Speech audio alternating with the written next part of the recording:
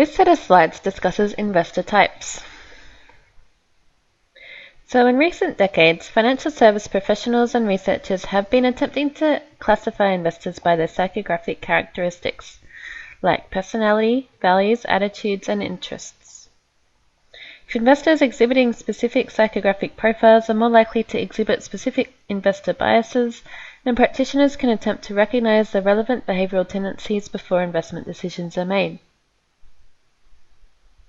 So it's concerned with how individual investor behavior affects advisor-client relationships and portfolio construction, and impact the biases on analysts, committees, and market-level effects. As we discussed, psychographic classifications depend on personality, values, attitudes, and interests, and the advisor can attempt to classify clients, which is an inexact method, to ameliorate the likely biases that investor may have.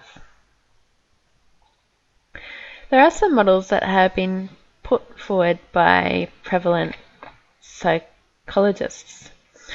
The Barnwell two-way model has been put forward by Marilyn Magruder Barnwell. It's the oldest and most prevalent psychographic investor model. And it simply classifies investors as active or passive. Passive investors did not risk their own capital to become wealthy. They inherited or used others' capital. They have a low tolerance for risk. This is because the smaller the economic resources an investor has, the more likely the person is to be a passive investor. The lack of resources gives individuals a need for higher security and a low tolerance for risk.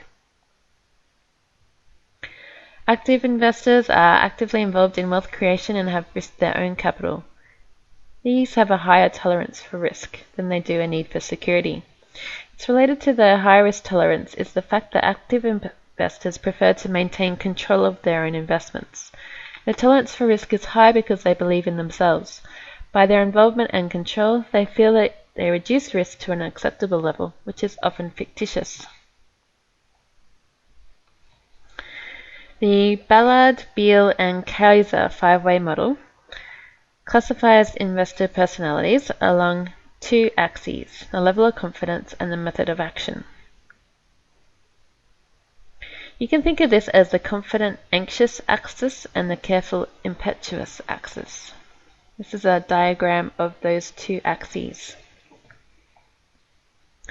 The first aspect, which is the confident, anxious continuum, deals with how confidently the investor approaches life, i.e. career, health, money.